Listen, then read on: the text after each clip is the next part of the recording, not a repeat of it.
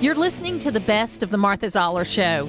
You can hear the show live Monday through Friday from 9 to 11 on AM 550 and FM 102.9 WDUN and streaming at accesswdun.com. You can find all things Martha Zoller at marthazoller.com.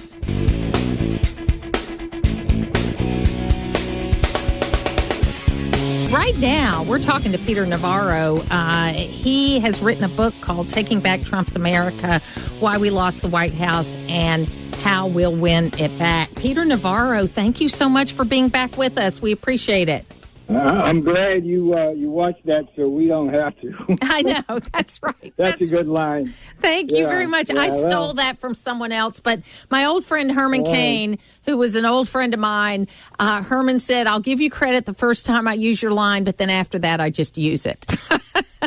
Well, I'm come from an academic world. You know, there's like one source, it's thievery, but otherwise, it's academic research. You know, it's footnoted a lot. So. You're right. You know, I did not finish your book, but I've read about half of it, and I think it's an important discussion because, you know, I kind of get on my soapbox about leadership, and where leadership is being able to acknowledge not only the things you did right, but the things you did wrong, and then, saying how you're going to fix them. And I think that's what you've done here. You've laid out what went wrong, and how to fix it. Right. And the second part, when you get to it, that's what that's all about. But the Taking Back Trump's America book is in two parts. I go back to the beginning. I'm actually one of only three. This always amazes me when I say it. I was only one of three people who was with the boss all the way from the campaign to the end. That's surviving, right? The other two were Stephen Miller, the speechwriter, and Dan Scavino, the tweetmeisters, just warriors in the trenches. And what puzzled me when I first got to the Trump White House was how many bad guys we had inside the perimeter seeking to disrupt, derail, and destroy President Trump's agenda. And that was a battle that I had to repeatedly fight. You know, the old Ronald Reagan thing about personnel as policy, meaning that you got to put the right people around as a president if you're going to get the right outcomes. In the Trump world, we had bad personnel like Treasury Secretary Steve Mnuchin, son-in-law Jared Kushner, Chief of Staff John Kelly, making not only bad policy decisions which hurt the boss, but these led to the bad politics that made that election close enough to seal. And as a student of history, as you are, you do appreciate the importance, because at the beginning of the book, there's two quotes. It's like, past is prologue, meaning that whatever happened in the past is going to happen again, right? But there's also, if you don't remember the mistakes of the past, you're condemned to repeat them. And so that's the war, and what I'm trying to do is make sure we don't repeat the mistakes of the first term. And so in the second part, you'll see there's a dream cabinet, there's a dream staffing of the West Wing. But I think the most important part of the Taking Back Trump's America book is to clearly identify what Trump Republicanism means, and how people like traditional Republicans like Kevin McCarthy in the House and Mitch McConnell in the Senate, they're not MAGA. And we need to get them out, replace them with Trump Republicans, just as we need to get Nancy Pelosi the hell out of the House and Joe Biden out of the White House. So let me ask you a couple of policy questions. So when President Trump did a fantastic job on the economy. I mean, if we had not been as strong going into the pandemic as we were, things would have been a lot worse than they were. And but President Obama, even with all his faults, he did grow the economy about 1% a year. So President Trump took over a lackluster economy, but it wasn't a declining economy. How would that be different if President Trump is reelected in the next term? He's going to be taking over an economy that's in a lot tougher spot. How would he approach that, or how do you think he should approach that? Well, let's remember that whatever success Joe Biden can claim. It's kind of like the meth addict injecting in meth into their veins and having a temporary high and then crashing. What Joe Biden has been doing, with the help of the Pelosi and Schumer Congress, is passing these mega $trillion stimulus bills, which are not spending our money well. They're putting us in debt, and it's that has been stoking inflation. The inflation, which we're now witnessing. At the same time, the economy, by the traditional measures, is in a recession. Things are likely to get worse. The stock market, and I warned back in November of 21 that the stock market had peaked, and since then it's been in a downward trend. These are all signs that Biden has through politician-made decisions, basically created a stagflation crisis on par with 1970s. You asked me, what would Trump do different? Well, the wisdom Donald Trump had, and I was his economic advisor during the 2016 campaign, what we did was promise structural adjustments to the economy, which would grow our economy without being inflationary. And that's what we did. And whether it was lowering the tax burden, lowering the regulatory burden, whether it was leveling the playing field on trade, whether it was pursuing strategic energy dominance, making us a net oil exporter, which was a miracle, all of these things basically kept the inflation rate down to virtually nothing at the same time that they built up jobs and real wages. So if you ask me what Trump would do different than Biden, he would do what he did the first time around. You got to remember, Biden was part of Obama-Biden, where for 8 years they created this so-called new normal, where the normal was like 1% growth. Right. It was like stagnation. And we came in and consistently beat growth projections, and we did it through structural changes. So that's the wisdom of Donald Trump.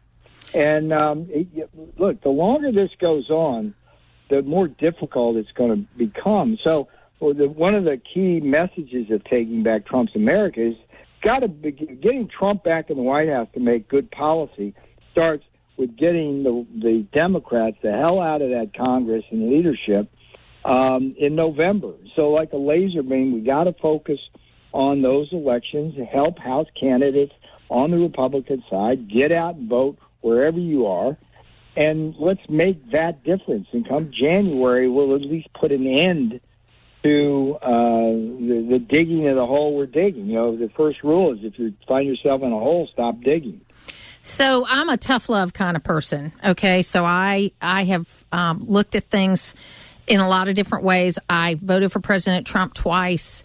But interestingly enough, I was very sick in November of 2020, right after the election. It wasn't COVID. It was something else. And I preached from the beginning of COVID, don't forget the rest of your health, because there are worse things than COVID. And I had one of those things. And so for about 6 weeks, literally, I was completely out of it. And I missed a lot of that, but I'm perfectly healthy now. But the interesting thing was these poor nurses that had been working COVID for 8 months, when they figured out who I was, they would tiptoe into my room and ask me what I thought about the election. and honestly, I was just trying to live at that point in time. But what it did is it allowed me to formulate 3 things that I thought were problems. You put 5 things in your book, but 3 things that I thought were problems. And here's what they are, and you can tell me if I'm crazy or not, okay? The first one was I'm a daughter of a POW, a World War II POW, and I was able to look past the things that President Trump said about John McCain. But I can understand why people were very offended that even after John McCain's death, he continued to say those things. And so I think that was one thing that hurt him. I think, secondly, the first debate, I thought the idea behind the first debate, and you could correct me if I'm wrong, was to let Joe Biden say something stupid because he'd been in the basement for 3 months. And they were the president was so combative that it didn't happen. And then I think the third thing was These rallies were amazing. I was working for a super PAC leading up to 2020 against Raphael Warnock, and we did a magazine called Red Clay. In the middle of the magazine was all of the Trump accomplishments, and it was the most requested part of that magazine. And I think that on those rallies, instead of him talking about who he was mad at that day, he should have talked about his accomplishments. Am I off base? No, let me kind of work through your list here. The McCain feud, and that's exactly what it was, I think did the most damage in the state of Arizona. We won the state of Arizona. They stole it. Okay, that was an 11,000 vote margin, and we now know that what went on there was enough to swing the election to Biden illegally. Okay, but there's a really strong wing of Rhino Republicans there that are McCainites, and their opposition both prior to Election Day and then after Election Day to prevent any scrutiny of those election results certainly hurt. So I understand what you're saying about McCain. I'll just tell you that my own interactions with McCain's office, and this surprised the heck out of me, he was virulently opposed to the Trump Buy American and trade agenda. No, I know. He was a pure globalist, right? But you don't spit on somebody's grave or speak out. So that's what I got to say about that. With respect to the second issue in terms of the debate, I think one of the problems there was Chris Christie. Just did an awful. That guy is like a snake in the grass. And for whatever reason, the boss relied on Christie to help him do his debate prep. And when the boss went in there and found out he had two opponents, not one, the other being Chris Wallace, I think that set off his combative juices there. The last thing, look, a lot of the Taking Back Trump's America book at the back end talks about the role of the corporate media in what I call in Taking Back Trump's America dominating the news cycle, right? We had a daily battle in the White House over what would be the stories of the day to emphasize. And on a daily basis, we would lose that battle to CNN, MSNBC, and the anti-Trump wing of Fox News. I mean, it just happened. And so I think the greater problem here was not so much what he said at the rallies, but the fact that he didn't have anybody. Here's the point. He didn't have anybody to do his wet work, okay? He didn't have killers, as he likes to call them, in the press shop to go out and carry the weight in terms of the attacks. He didn't have attack dogs, so he felt like he was under siege and had to do it himself. And look, I mean, that's part of the problem. The essence of the Taking Back Trump's America book is that the bad personnel in the White House, press shop, Treasury Secretary, everyone in between, let him down, and that election became close enough to steal. My thing right now is, and you mentioned some people that we need to get rid of, and there's a lot of people in Congress that are and running for office that are 75 and older. And I know that the former president is about 75 years old. I don't know exactly what his age is. But should a guy like Donald Trump, should he support someone else and try to get a younger person in there to run for president, or should he be the guy? Martha, Donald Trump is the most amazing physical specimen I've ever seen in my life. Over 4 years in the Trump White House, nobody could keep up with him. I remember flying down to Buenos Aires, Argentina, with the boss for a G20 meeting. And he, all the way on the plane down, in his suit, he's working, gets off, nonstop. And then when we come back, right? I'm on the plane, and we're sitting there in his office on Air Force One. Everybody's around. We were all in good spirits. And one by one, people are dropping off to sleep. They're, like, just exhausted. And he's sitting behind his desk doing stuff, reading the paper, watching a little bit of the news.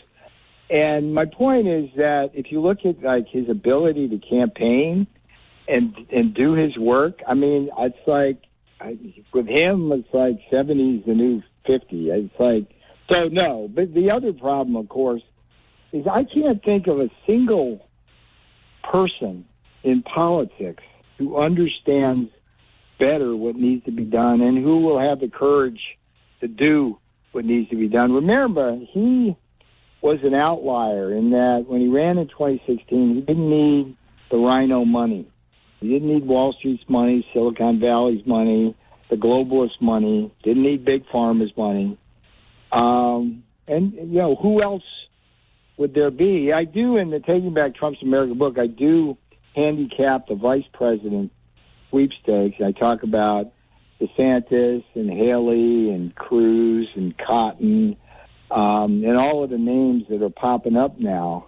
But at the end of the day, my own view is Donald Trump is a transformational figure. We need him back in the White House, full stop. Well, I don't know what's going to happen. I think he's going to run. I think that, obviously Joe Biden says he's going to run, but 2 years is a long time when you're as slow as Joe Biden is. And so who knows what's going to happen with him. I think it's going to be an interesting race to watch. And I think that based on how Republicans do, I think what people miss in all the noise of the 2020 election was that the House picked up 15 of the 19 seats that they were really gunning for. So they made a lot of progress in 2020 in getting back to the majority, but to this time they have an opportunity to do even more. And people need to get out and vote. If you even look at our Senate races in the January 5th runoff, there were 450,000 Republicans that didn't get back out to vote, and there were only 150,000 Democrats. So Republicans still clearly have the majority in Georgia. They've just got to get back out and vote. Well, I tell you, Georgia is an enigma wrapped in a mystery to me, because Kemp and Raffensperger, who remain in power, and I think Kemp will beat Stacey Abrams. They certainly are part of that Rhino wing. I'm hoping that Herschel Walker will win, but this is a case where the Rhino Mitch McConnell is not stepping up to the plate with the kind of financial and political support that Herschel needs. The good news. The good news is that Herschel has a much longer relationship with Brian Kemp that he's had even with Donald Trump. He's known Brian Kemp since he was in college. And I think they're going to work well together campaigning. And I think that you're right. I think Brian Kemp wins by about 5 points. And the better Brian Kemp does, the more likely it is Herschel Walker wins. And so we're going to... Well, that's good analysis. Yeah. Well, thank you. Thank you for that. I've been looking at it a little bit. But anyway, Peter Navarro, the book is worth reading. I mean, it is something that you ought to look at. Thank you so much for your extra time today. Hey, Martha, you're just so very thoughtful. I appreciate your questions. It's where North Georgia comes to talk. It's the Martha Zoller Show on AM 550 and FM 102.9 WDUN. Jonathan Butcher is joining me right now from the Heritage Foundation that is going to talk to us a little bit about this new Education Freedom Report Card. And just full disclosure, Jonathan, I'm on the Georgia State Board of Education and serve for the 9th District, so I'm hoping we got a good mark. So love to have you with the program. Thank you. Great to be with you. So give us an overview of this report and what you all looked at when you talked about education freedom. So we looked at 4 big areas. The first, of course, and this is something that we've supported at Heritage and conservatives around the country have supported for years, is school choice. And we heavily weighted our scores for different states on whether or not a state had a school choice policy. The other area is regulation and whether a state highly regulates whether it's school choice or homeschooling or even the assigned public schools. And so if there's a high level of regulation. If there's a large number of administrators compared to teachers, they would get low marks for those kinds of regulations. The next was spending. So if a state gets a good return on investment, that is, if the taxpayer resources that are used result in improvements on national comparisons. And then finally, this question of transparency, which of course has been in the news a lot lately, and whether or not parents can see what their children are being taught, whether or not there are parent groups that can represent the interests of parents in a state. So those were the four big areas: school choice, transparency, regulations, and then spending or a return on investment. So what did you find? So Georgia ranks closer to the top than the bottom. I mean, they're right around 14 for just about all of these. So I think that on the school choice, category, as you know, Georgia has a strong school choice law. It has a private school scholarship program. I think that like many states around the country, I think state lawmakers now should be looking at innovative solutions like education savings accounts, especially as we come out of the pandemic and see that so many children are behind. I think we have students, especially students who were behind before the pandemic, right? That things were made even worse during COVID-19, and they need some aggressive options like being able to find a personal tutor with an account to help them. So what do you think needs to be done? I mean, who does a great job at this? So the states that were near the top for us, Florida was first overall, Arizona was second overall. Arizona actually ranked first in the school choice category, whereas Florida was ranked third. But, I mean, look, when you're in the top five, I think that's always, something that we want to highlight, because states like Florida and Arizona have more than one private and public learning option for families. So both Florida and Arizona have pretty expansive open enrollment laws that allow parents to choose a public school outside their zoned area. Both states have very healthy charter school environments. Both states have tax credit scholarships where individuals make charitable contributions or businesses make charitable contributions to scholarship organizations who then award private school scholarships. And then finally, both Florida and Arizona have education savings accounts available to, in the case of Arizona, all students now in the state. So, and I love that you mentioned Florida because, I feel really bad about Jeb Bush and how he has run for president really both times, because he was supposed to kind of run when his brother ran, and then he ran against the Trump juggernaut. And he got called names and he did all that stuff. But if you look at Florida education today, he really oversaw a transformation of Florida education that's been continued by governors since him. But he doesn't get the credit I think he deserves for what he put in place. Well, I think his policies, such as grading schools on a simple A through F scale, right, in a way that parents can understand, was very important. I mean, that's a kind of transparency that, we think provides clear information, right, to families as they look for schools, not to mention the private school scholarship options that he helped to usher in. All of those were important, and they were important because they were helping students who were from disadvantaged backgrounds, right? So Florida's tax credit scholarship, which we were talking about just a moment ago, that scholarship program is specifically for children from low-income families, right? It's specifically from the students who may not have the resources to go and find a personal tutor or to get help, like students from higher income brackets, right?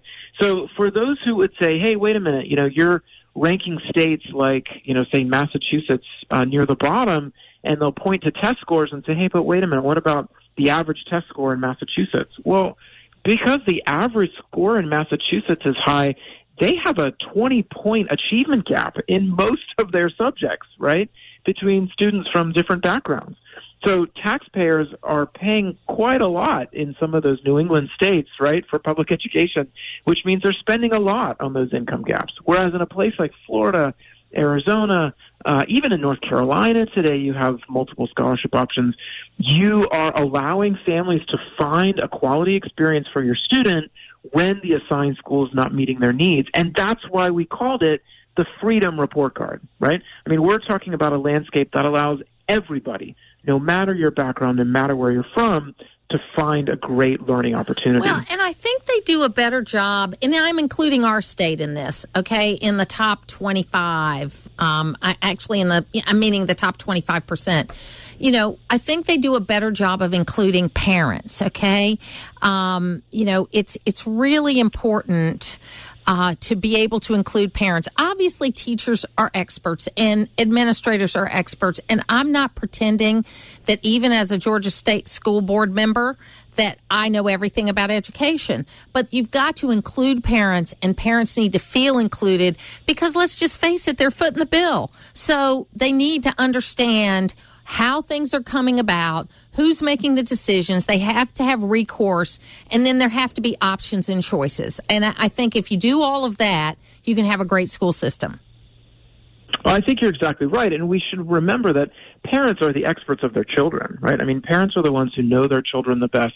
And, you know, as someone who's also on a state-appointed board here in South Carolina, I think, you know, our role as board members, whether it's for a school, whether it's for a private school, public school, or all the schools in the state, or groups of schools, right? I mean, our role is not to decide how they operate day to day. It's to make sure that they are following the policies that are set forth by the legislature and the governor, right? And so, you know, as education leaders, our role is to help schools stay within the guidelines and the boundaries that are set by state officials. And, you know, so I think making sure that parents can have options to find, you know, great opportunities when those boundaries simply aren't enough for their child, you know, that's why we need to empower them with quality options. Yeah, I mean, I think it's a great opportunity and a great thing to have. Now, where can people find this report card? So it's on heritage.org/education report card. And you can find us on Twitter as well. We have our Education Reform Center is also on Twitter. And I always like to point out to people that one of the founders of the Heritage Foundation was former Georgia Congressman Ben Blackburn. And he was a congressman back when we only had 4 districts, and now we have 14. And so he was one of the people, if you go to the Heritage Foundation, which I have on many occasions because they have a great radio studio there and all of that, you go there and there is a great portrait of Congressman Blackburn. And I was able to visit with him right before he passed away a number of years ago, and he was a just fountain of information and really a warrior on the conservative movement. Well, we're very proud of what the legacy that Heritage has before us, and we are hoping that we will continue, right, to be stalwarts when it comes to free enterprise, when it comes to individual liberty and national defense. Jonathan Butcher from the Heritage Foundation, thank you so much for being with us today. Thank you. It's local radio, and that's why you're listening. It's the Martha Zoller Show on AM 550 and FM 102.9 WDUN.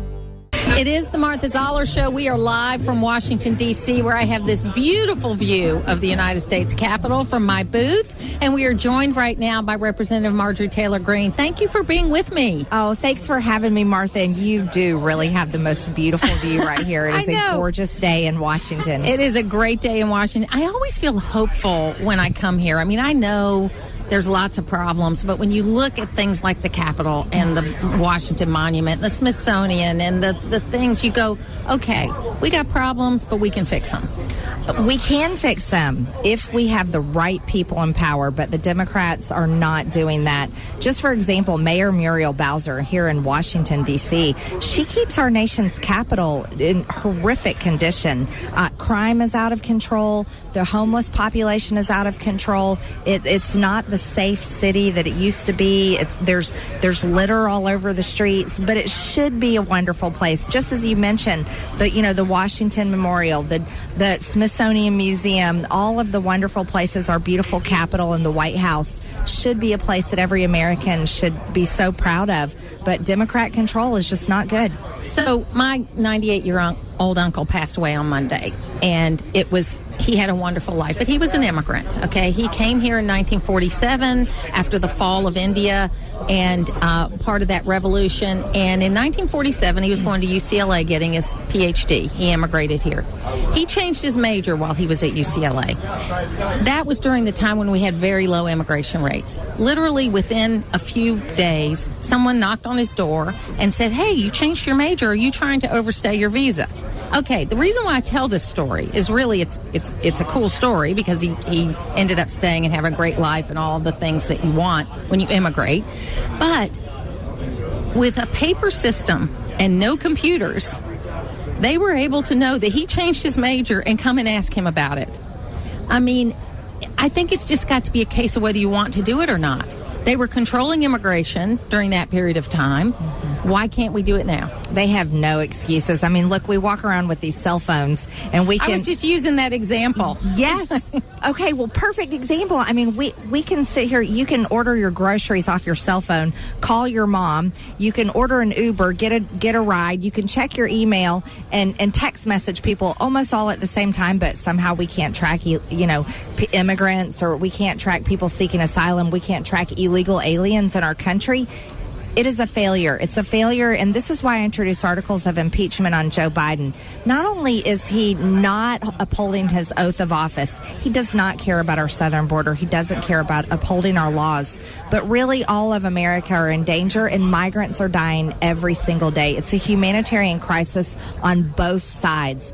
Fentanyl overdoses, number one cause of death for 18 to 45-year-olds. And now, just for moms and dads, listen, you guys need to pay attention. There is now a candy out, and it's a powdered candy, and it is laced with fentanyl from China, and children are dying from eating this candy that I don't know who is giving it to them, but it's something we really should warn every parent about and make sure our kids, and you know what's coming? Halloween. So that's another terrifying thing. But what Joe Biden has done, he is the best business partners the cartels have ever had. They are making more money than ever before with drug trafficking and human trafficking, and it's Joe Biden's fault.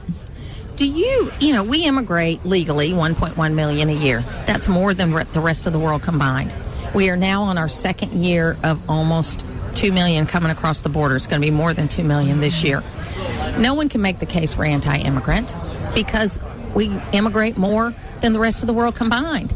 It's just this attitude that it's never enough. And we've got a president that has never been to the border. We have a vice president who went to Texas, but she didn't go to the border. We have a man in our listening office by the name of Doug Hansen who has gone 5 times to the border with his wife to help Border Patrol agents, to give them water and to pick up migrants and to do things in a Christian giving way. Yeah. He knows more about the border than the President of the United States does. Of course he does, and he definitely knows more than the White House press secretary who's oblivious about it, and then she lies on television on behalf of Joe Biden. No, it's outrageous. They claim they're pro-immigrant, but they're not. More migrants are dying in this border crisis than ever before in human history. So if the Democrats want to claim they care about the people that are trying to immigrate to the United States, they're lying. They're causing their deaths because they're saying, come on in. Our border is wide open. We will not enforce the laws. They've bound the hands of Border Patrol and ICE agents. They're so frustrated. They're demoralized. They're even committing suicide because they're not able to do the jobs they signed up for. This entire thing is the biggest failure in American history, and there is no other country on earth that would allow a daily invasion of their borders like we are having happen to our own. Yeah, I was in England on vacation this summer, and they were complaining about 500 a day coming in. And I said, I wish we were back at 500 a day, which is what we were at the end of the Trump administration. Now, you're at the end of your first term. You're up for re-election. The first re-election is always the most difficult if you look at it statistically. So tell us, first of all, how your campaign's going, but also, you Google Marjorie Taylor Greene, and Lord have mercy. lots of stuff comes up, and we've talked about this before. So what do you think is the biggest misconception about you? Well, I don't even have to explain it. My district totally gets it, Martha, and that's why I'm so grateful to the people back at home. They know who the media is. The media lies. They watch what they did to President Trump for 4 years, and that they're still doing it. So I have nothing to explain to all of my voters. They elected me over 70% during the primary. That was actually the hard part. In my district, the general election is not a problem because Georgia's 14th district in Northwest Georgia, there is no way they're going to elect a Democrat, especially some guy running around with a cowboy hat that doesn't own one head of cattle and can't explain to anyone why he dropped his wife, the mother of his child, off at a homeless shelter when he had married her from Russia. So he has a lot of explaining to do. He had a big career of being a contractor overseas, but won't tell anybody what he did. I mean, Northwest Georgia, the people there, they are not going to elect Marcus Flowers, so I am not concerned one bit. But what I am telling the people in my district is I am really grateful for them. I'm honored to serve and represent them and be their force, be their voice here in Washington, D.C. I am looking forward to Republicans taking back the House. I'm excited about the committee assignments that I have been promised by our leadership, and I can tell them that I'm fighting for them every single day, but they definitely know it because they shake my hand and tell me thank you every time I'm back home. You just light up when you talk about the district. Mm-hmm. You can see it in your face. I want to give you an example you probably haven't thought of that is another example of hypocrisy, nothing to do with you. But the hurricane hit Puerto Rico this week. Yeah. And it's a terrible situation again where they've been without power and it's starting to be restored. If you recall when Maria hit Puerto Rico, President Trump which I could understand, it's an island. If everything gets wiped out in an island, it takes time to get things there so that you can get things back in place. But every day, wall to wall, they were talking about Donald Trump and Hurricane Maria. And this time, they're not doing it. So someone asked me the question, and I said, it's because the Democrats in power. It doesn't matter. And this wasn't just Trump. They did the same thing to President Bush about Katrina. They did the same thing there. It's like when a disaster happens and the Democrats in power, they get all the time they need to fix it. If a Republican's in power, they get criticized from the moment it happens. Martha, that is the greatest point. I am so glad that you are telling your listeners this because that is so true. We're not seeing anything about the poor people in Puerto Rico, but you're right. When it was President Trump, it was wall-to-wall coverage every day.